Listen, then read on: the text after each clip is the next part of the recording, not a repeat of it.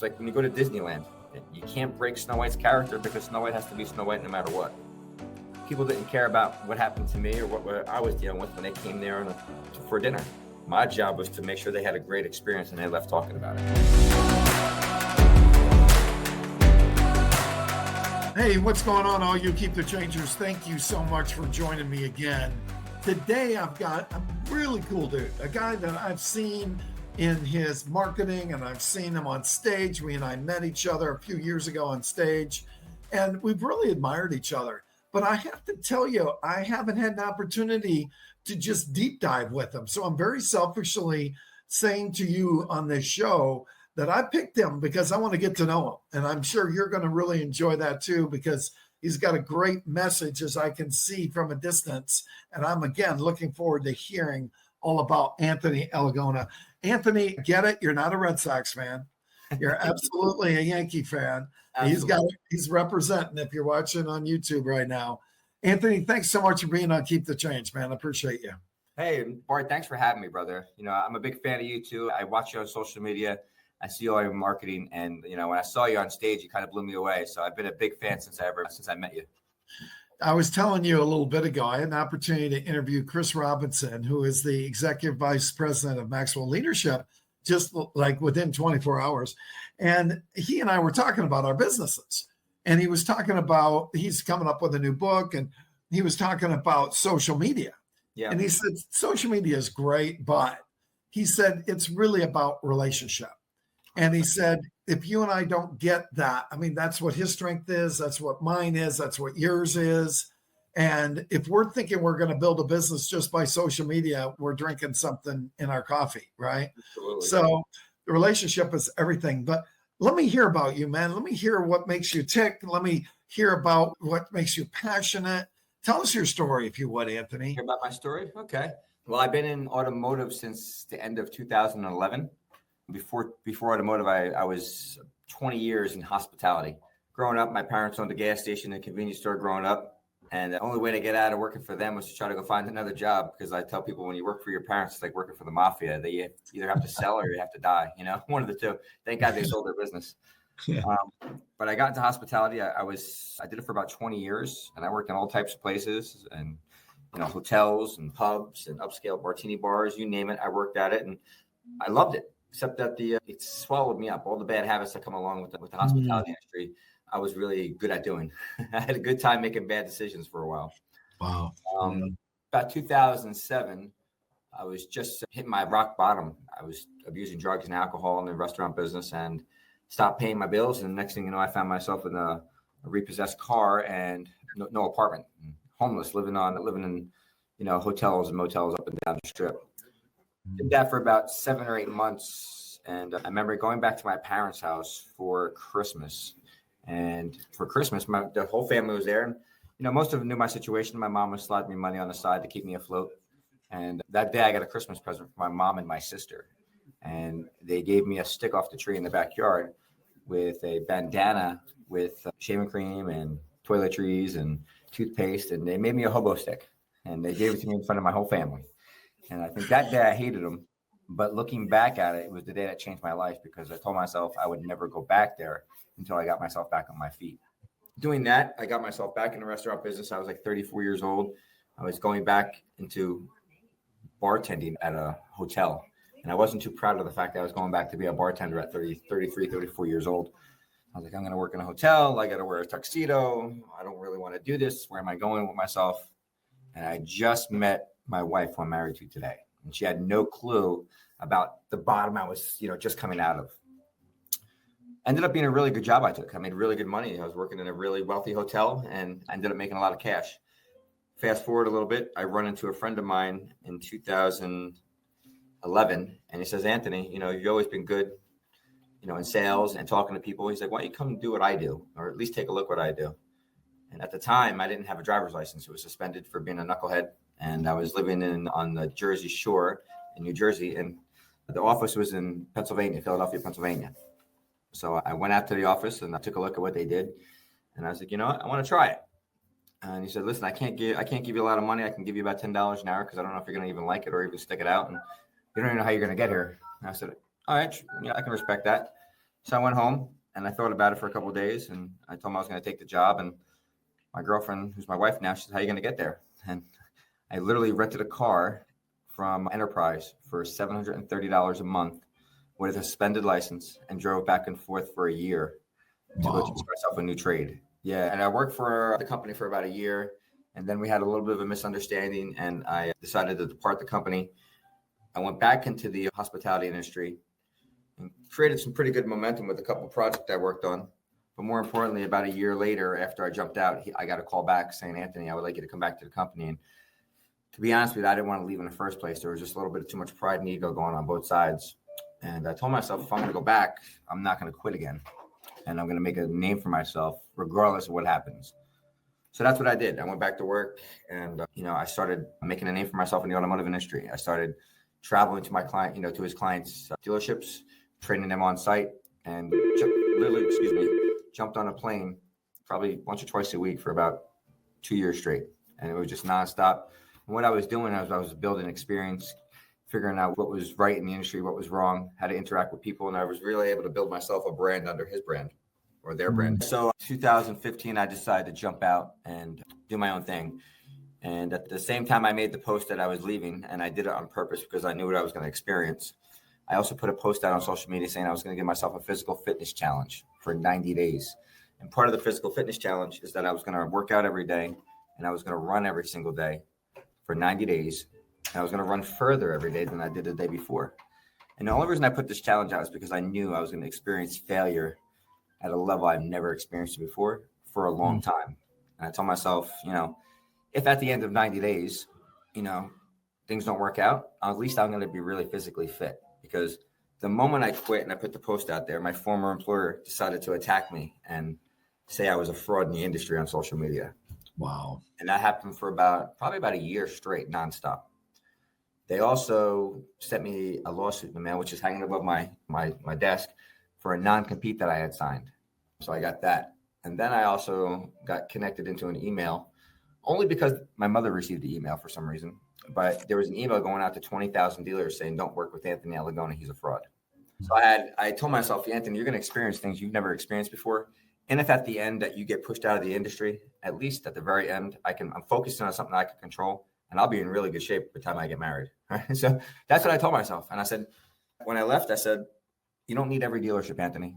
You need 12 dealerships to love you so much, they'll bring you back once a quarter. And if you could do that, you'll live a very good life doing what you love." And that's what I set out to do. And when I left in May, I was getting married in September. I landed my first client, which was referred to me in August. And after August, I landed 2 more right away. I went on my honeymoon. And I came back from my honeymoon, and then I got hired by probably about 4 dealerships, and I was literally off to the races. I was booked out over 52 weeks in advance. Wow. Yeah, it just exploded for me. And the reason it exploded is because when I was going through the reason I think it exploded is because when I was going through all the turmoil of dealing with, the negative things that were coming out with me, I told myself, you can do one of 2 things. You can either respond to it, or you cannot breathe any life into it. So I said, "Anthony, you're just going to put your head down. You're going to focus on 3 things that you can control: your thoughts, your actions, and your attitude. If you could do that, you're going to win regardless." And that's what I started doing. And because I didn't respond, and because I just kept my head down, and because I was working out every day, and I was creating habits, a list of habits that I was going to do every single day until I became successful. I told myself, you don't have money, you don't have a list of clients, but you're not going to quit, and you're going to have a good attitude, and it's going to take a long time to become an overnight success. And that's what I started doing. And that's how kind of where it brought me to in 2019, end of 2019 to 2020. I was getting a little frustrated with going to dealerships because I was going back to a lot of the same dealerships and training the same things over and over again. There was a high turnover rate, and I was starting to get motivated to do my own thing. And just as COVID was starting to hit, I had a couple of my clients reach out to me and say, "Anthony, why don't you, instead of coming down and training us, why don't you just open your own BDC and we'll just pay you to do that?" And I said, what? I never thought of it that way. I was like, what a better way to find out the pain points of what they're dealing with than do it yourself. Yeah. And I made a handshake with 3 of my dealers. I said, "Listen, I'm not going to put you on a contract. Just give me a handshake. You're going to give me X amount of dollars for 3 months. You're going to give me your leads, and I'm going to handle them. And if it works out, it works out. If it doesn't." And I purposely didn't have a website built. And today you still can't find a website for me because I only work by referral. But the reason I didn't have the website built originally is because I said, if I'm not here in a year, I don't want to get a lot of bad reviews because I might suck at it. It's a lot different training people how to be on the phones and then running a room and dealing with personalities and people quitting and all the other stuff that you have to deal with, So it was definitely eye-opening, but it definitely taught me a lot more. I learned a lot more that first year than I did probably the 4 or 5 years I did teaching things, just because there's a lot of intangibles that you don't realize about running a business and running a business development center for dealerships all around the country. But that brings me here to today. This is my 5th year. I just signed my 5th year lease. I don't have a website. I work by referral. I kind of get my chops busted by some of my peers. I actually have a website being built now just so people could find me, but I prefer to work with clients that want to work with me. And it's a must that we sit down with each other and break bread, because we're racing towards the same finish line. And like you said, it's about relationships. And I really, truly believe BDC, business development, is really a race to the relationship. It's the first person that earns that trust and gets them to believe, and remember them. And, I'm blessed today. And what made me start to do this by appointment only conference is that I was motivated to go out and teach again.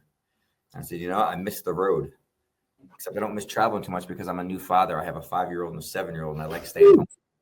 So every time I book a training, I'm happy until I have to go book the flight. And then I'm like, I gotta right. Yes. When I wanted to go do this by appointment only conference, I said, Anthony, you can either go do this yourself and get some of your clients to come, or you could bring everybody else in the industry alongside you that you've learned from. Because literally everybody that's I've invited to my previous conferences and that people that are applying to this were all people that I've studied online, and that I've probably taken something from their repertoire and put it in my own tool belt and made it my own. Amen. Why not give a bunch of different paradigms to a bunch of people and let them choose the one that's right for them? Yeah. There's a master class in all of that, right, Anthony? I mean,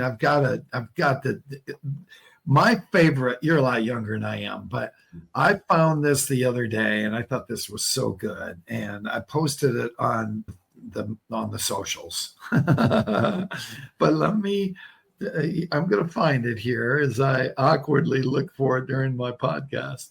But it is so good. And it's actually based on, it's called Interesting World. And there's a quote by Henry Ford, which is the leadership quote. But then there's another one about Colonel Sanders. And here's what it says. I was 65 years old.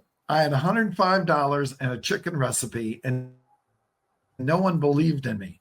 But that was more than enough. Now talk to me. I mean, it's like, what? That's what you just said. My life was a roller coaster of rejection and failure.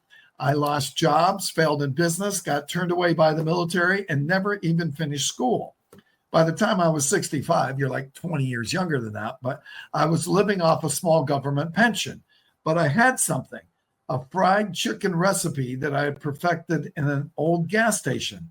So I packed up my skillet, jumped in my car, and started knocking on doors. I got rejected over 1,000 times. I slept in my car. Some days I didn't even have enough to eat, but every time someone said, nope, I told myself the next one will say yes. Guess what I wrote down this morning? The next one will say yes. Absolutely. Isn't that cool? And then one day somebody did. A small restaurant agreed to give my recipe a try, and the madness began. Today, KFC is in over 150 countries, and my face is printed on millions of boxes. Of course, he's dead. Somebody wrote this for him around the world, all because I refused to quit when no one believed in me. I was never the youngest, never the smartest, but I was the one who never gave up. So if you're down right now, maybe that's exactly where your story begins. Age doesn't matter. Failure doesn't matter. The only thing that matters is not stopping when your heart tells you to. Keep freaking going. Absolutely. And that's you, bro. I mean, you're a masterclass for how to be an entrepreneur and get their teeth kicked in and not turn around and look at the complaints on the wall. I faced a choice. I knew the minute I left and I posted on social media because I knew what I was gonna receive as far as the throwback. But I told myself, listen, when you have nothing to lose, right? I could go back and be a bartender one day. I could have went back and been a bartender. You always had that, yeah. Exactly. You could always do that. But the funny part is that's what I try to use to separate myself in the automotive industry is the way I infuse hospitality into the process. Keep going, because that. Before you do that, I'm going to interrupt you. You can see the screen. That's the book right there. Bro. I love it. Yep. It's Unreasonable Hospitality. And I want to read something to you because and you get this. Please. It's on page number 70. I'm not going to read the whole thing, but you get it. 30 minutes a day can transform a culture. And what he says is, in spite of mushy talk about listening and learning, at heart, I'm a systems guy. And in 2006, his restaurants needed systems. And what he said was that his pre-meal meetings and his for both morning and evening were meetings that he prepared for, that he did training for every day. It wasn't just about a new wine that was out or a new meal that was out. It was about developing his people every single day without freaking fail, no exception. And guess who needs that? Our business. 100%. How many people of our people fight that? Oh, I train on Saturdays. Dude, really? Yeah. Really? Every day, every time without fail. Tell us about hospitality and how you put it into your business. Well, I spent 20 years in it, and, it's a love of people. You have to have a love of people. And anything that you do, if you love people, you're going to be successful. But hospitality isn't something that you can take a picture of. It's how you make people feel, right? Oh, yeah. And I think we were talking the last time, and when I was in the restaurant business, let's say from when I was a bartender, I wasn't trying to be the best bartender. I wanted to be your favorite bartender, because being the best can be debated, but being your favorite can't be. If you tell somebody I'm your favorite, if I'm their favorite trainer, that can't be debated. Somebody can say Anthony's the best BDC trainer. That could be debated, but not if they're their favorite. So what I learned is that hospitality is how you make people feel, and you have to be collecting the dots, right? You have to be always investigating, always asking questions. But when you ask those questions, you got to be taking that information and collecting it and storing it, so you can use it to customize the experience next time. So you can use the information that you collected to connect those dots again, and then create that customized experience, which creates hospitality. For instance, when you go to, a really upscale restaurant, most of these restaurants know exactly when the last time you were there, what you ate, who you dined with, was there a special occasion, right? Some of the conversations, sometimes the waiters will listen to your conversations. They'll put this in the notes. And then the next time you come, they'll customize your experience. They'll know exactly what wine to offer. They'll say your name at the table. When you go to a Chipotle, you might say thank you, and they'll tell you you're welcome. But when you go to the W Hotel and you say thank you, they say my pleasure. One makes you feel a lot different than the other. Yeah. So right. Yeah. So, I really believe that bringing that into the automotive space, because think about it, in the automotive world, it's not the best. They don't have the best. What's the word I'm looking for? Reputation. Reputation. Thank you. I couldn't think of the word. They don't have the best reputation. And, when you think of car sales, you don't think of really good things. I tell car people, I said, the best way to win is to make this whole buying experience fun. It's not about trying to sell them something. It's about helping them buy it. They want to buy the way they want to buy it. Yeah. Right. So, and how they feel about it. So good. People don't want to buy, and they don't want to be sold. Let me back up, because that's halfway true. People don't want to be sold, but they want to buy. They want to buy.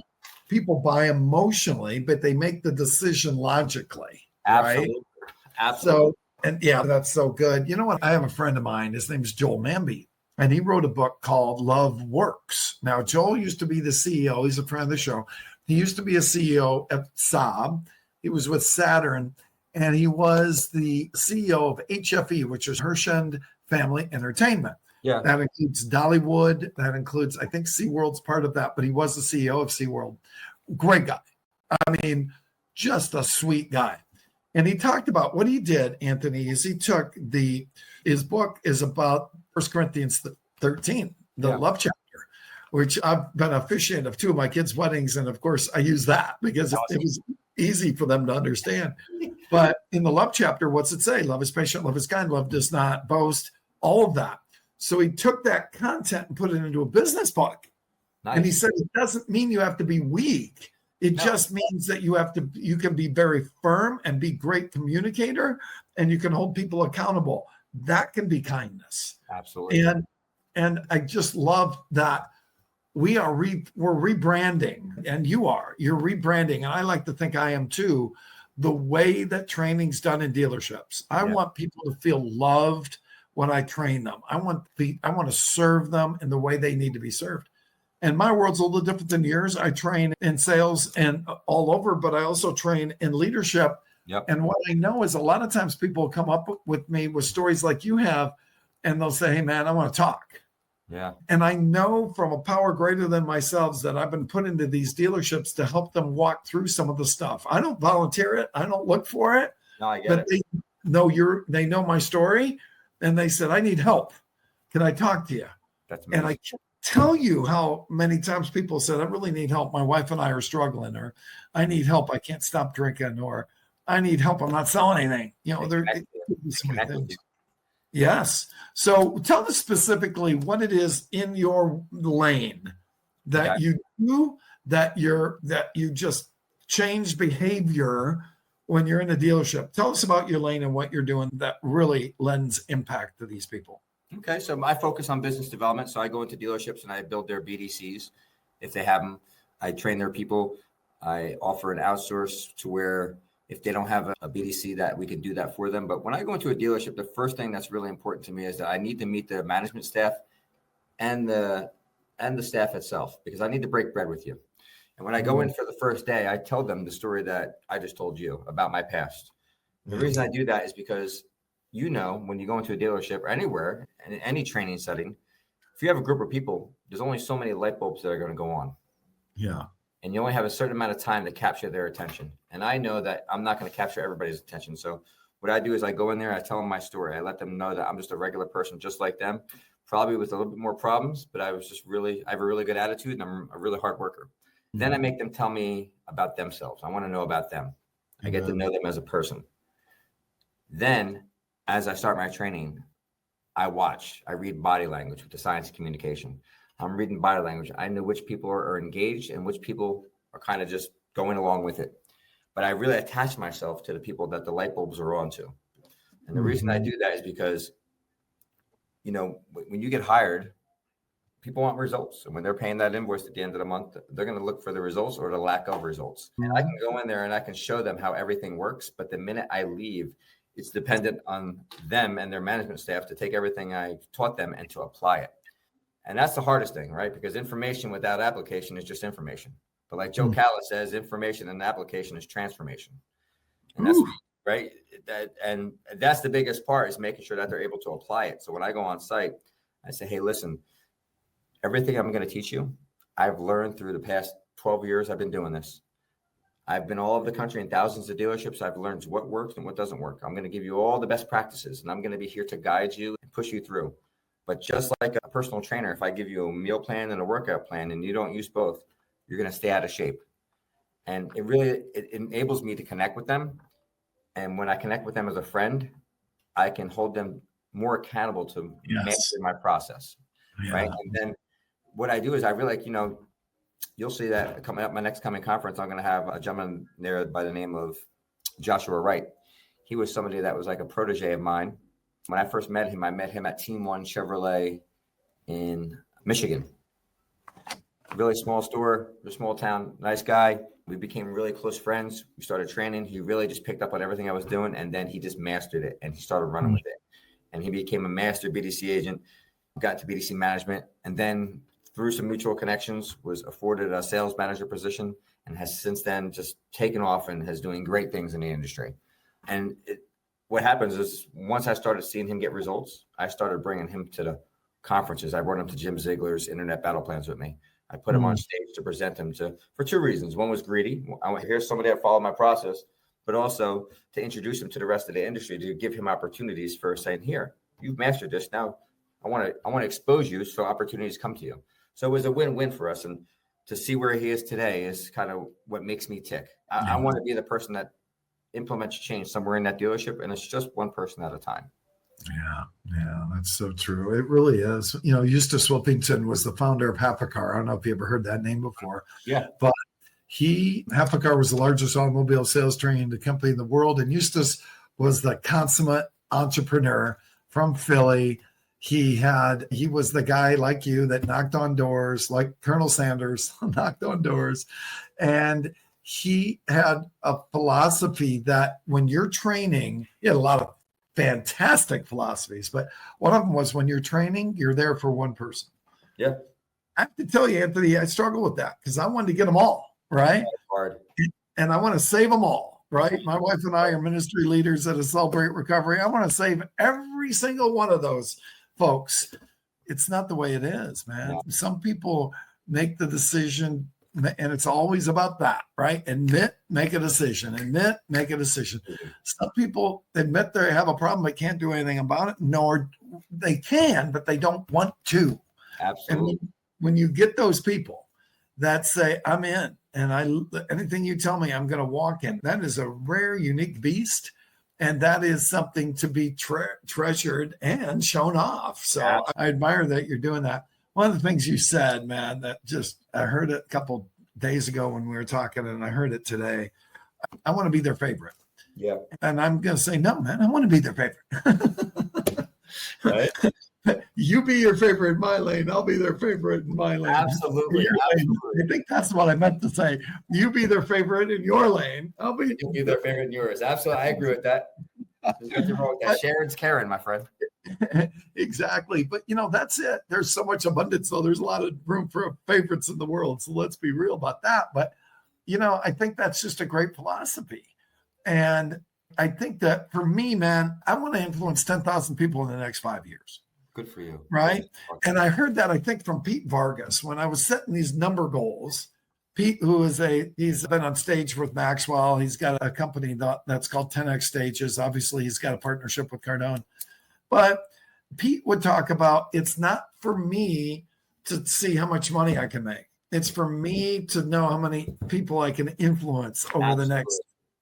And I had money goals written down over here.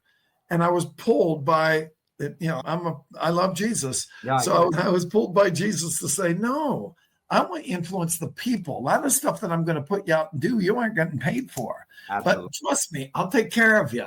I got you. So guess where I'm going at the end of June? Where's that? Zambia. Good for you. That's never been. That's amazing.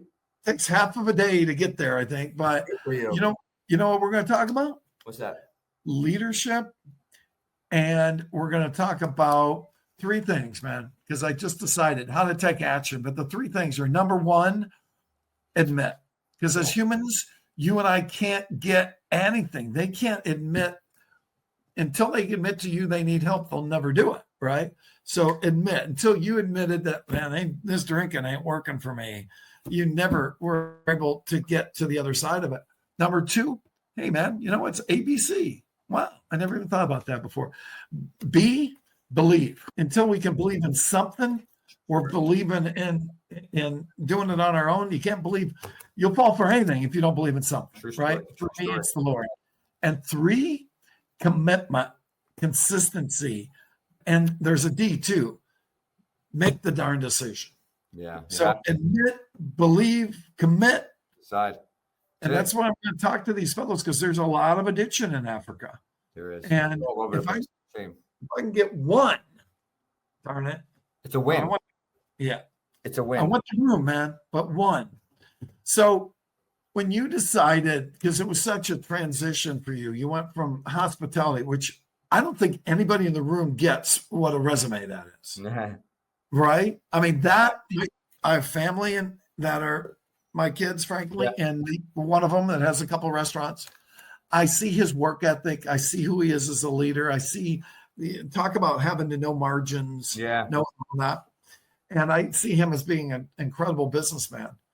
What was it that hospitality it might just be a duh, but what was it that hospitality taught you that has allowed you to put into your business? Besides, you mentioned relationships. Yeah. But what other lesson did hospitality teach you? Resilience. I'm like, I definitely needed that. When I was nervous when I jumped into a whole new industry, especially when I first started. I was around a bunch of people. I didn't know a lot of things. Matter of fact, I learned how to be more quiet and learn what not to say instead of what to say sometimes. Resilience, work ethic. It takes really strong work ethic to be really good at anything. One of the things I ask people when I go on site and I work with clients, how many people do you know that practice their craft? Right? I don't care what craft it is, but not many people that will go home and practice on their own time.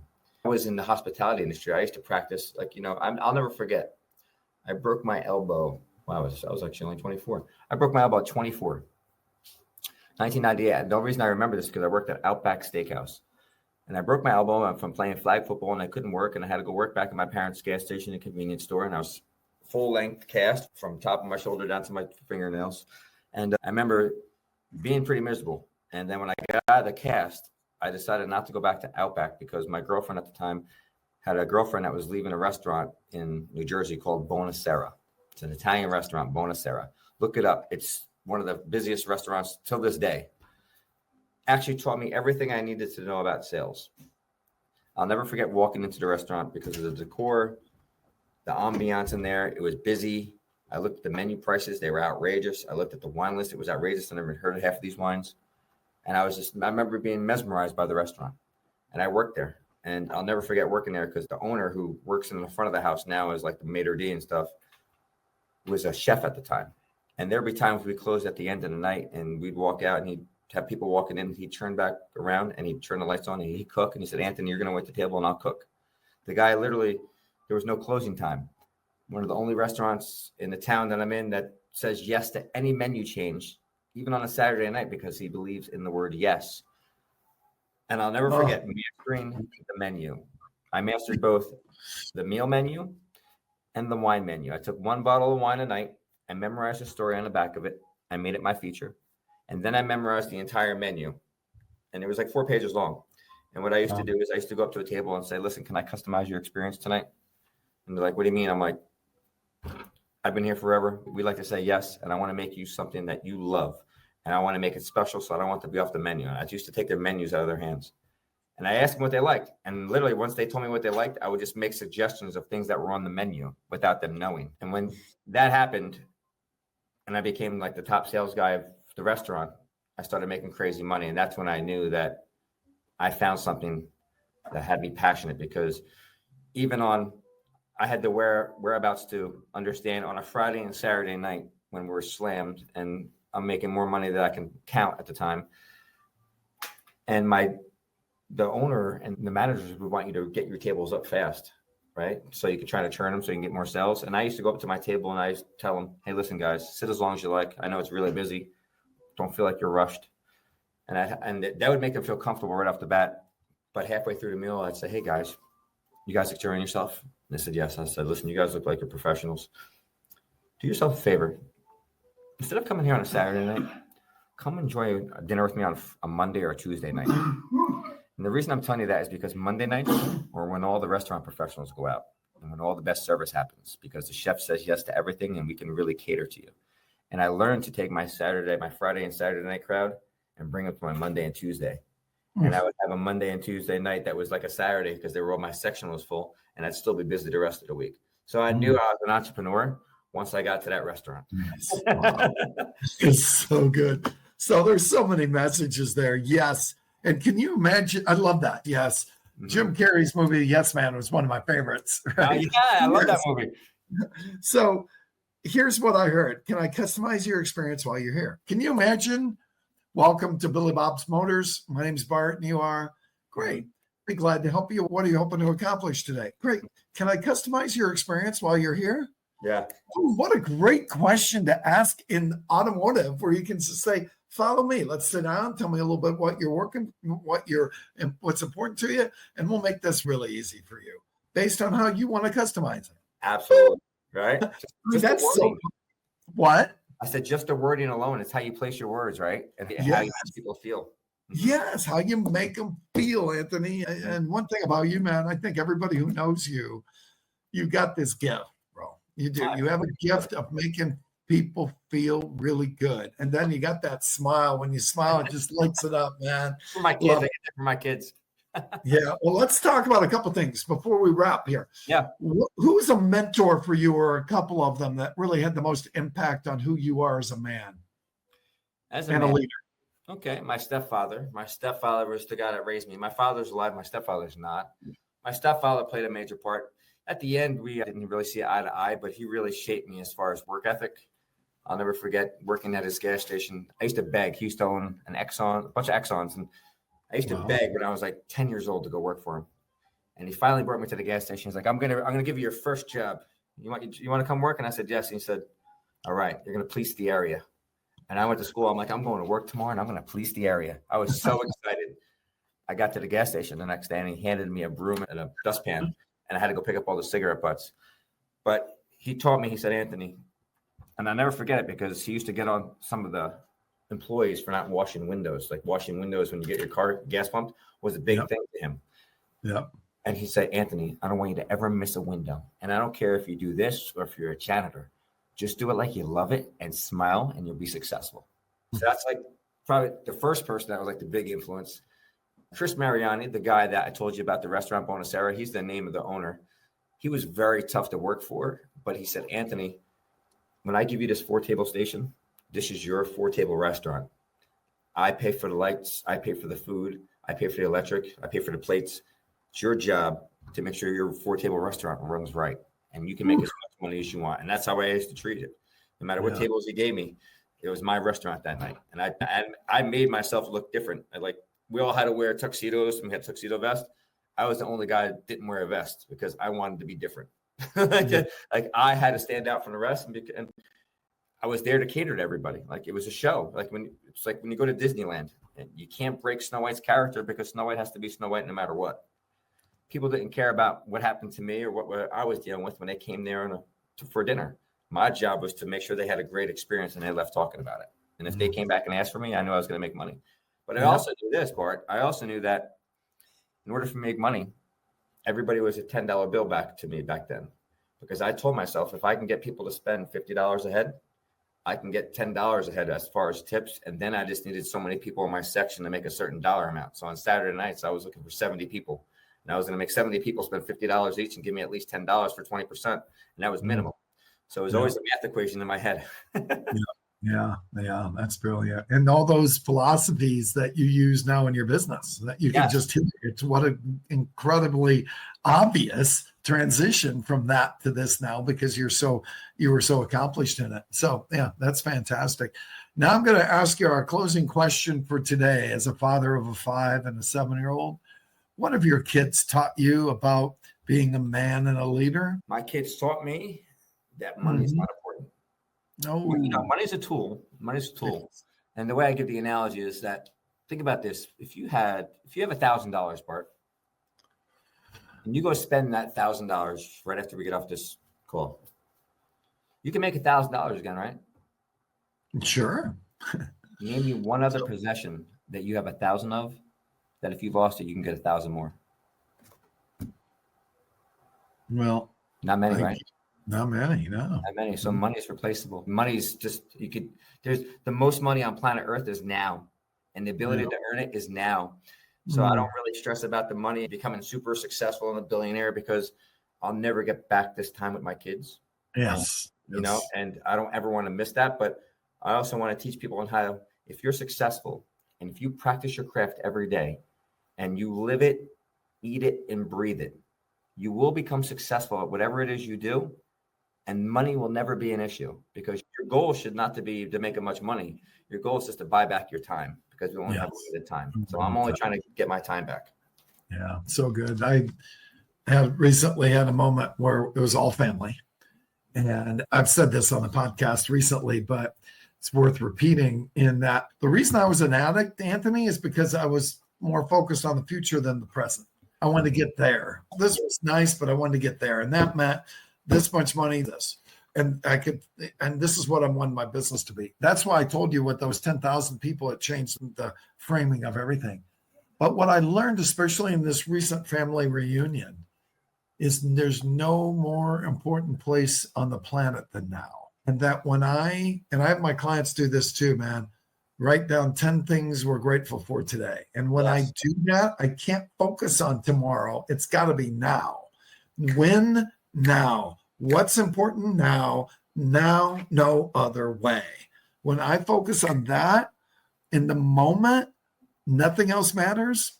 That's when I just get this feeling. You talk about feelings of being so fulfilled that I'm not living in the past or the future. How's it go? Yesterday's history. Tomorrow's a mystery. Today is the gift. That's why they call it the present. I love it. Yes. I love that video. I love that video. Yeah, that's good stuff. Brother, thank you. I love having a cup of coffee with you. Certainly It was great. appreciate it so much. I'm proud of what you're doing. Let's talk about the conference, though. Please give everybody an idea what the conference is all about. Okay. And by appointment only, and when Yes. it comes up, and tell us about it. So we got by appointment only, Summer Sessions 2025. It's an all business development themed immersion. It's a 2-day immersion on July 16th and 17th. It's in the iconic Bell Works in Homedale, New Jersey. It's a converted shared workspace with phenomenal facilities. We're going to have today's top experts that are going to be talking about all different types of things, business development. And it's a puzzle theme. And the reason why it's a puzzle theme is because I wanted to make sure that we deliver a certain message. And I truly believe that business is like a puzzle. And if you have the right pieces and you know where the pieces are supposed to go, then it's about just putting those pieces together. But if you don't know the pieces, and then it's going to be pretty hard to be successful. So I have speakers that are applying to be pieces of puzzle, and we're going to build that puzzle throughout the 2 days and hopefully give people a really kick-ass conference, and let them go back to the dealerships and bring some good stuff back. Right on. And, you know, that you and I have talked a little bit. Hopefully I get to see you there. I will see you there no matter what. Absolutely. But one thing we talked about that I think the business needs so much is to help our leaders develop other people.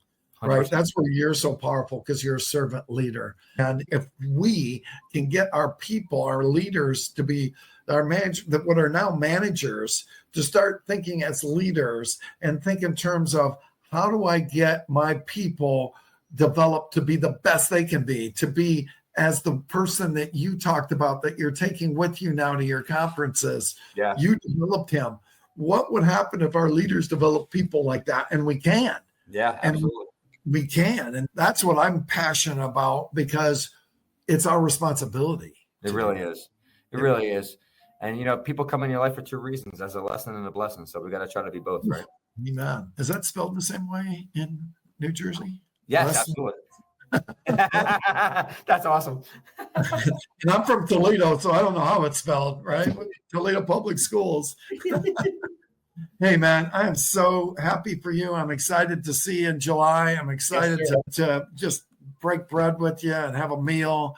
And thank you for allowing me to learn from you today. I took lots of notes. I'm proud of what you're doing. The industry needs you, and it needs your background. And how do people get a hold of you, Anthony? You know what? They can find me on Facebook at anthonyalagona.com. My email is alagona812, which is ALAGONA 812@gmail.com, or call me 732-456-0753. That's myself. Thank you for allowing us to do that. The notes will be on there as well. Yes, sir. God bless you, man. Congratulations on your journey. You have so much to be grateful for, and appreciate our friendship. I'll be in touch soon, my friend. All right. God bless everybody. Thanks for joining us. Share this one too. Let's do that. Let's do it. Take care, everybody.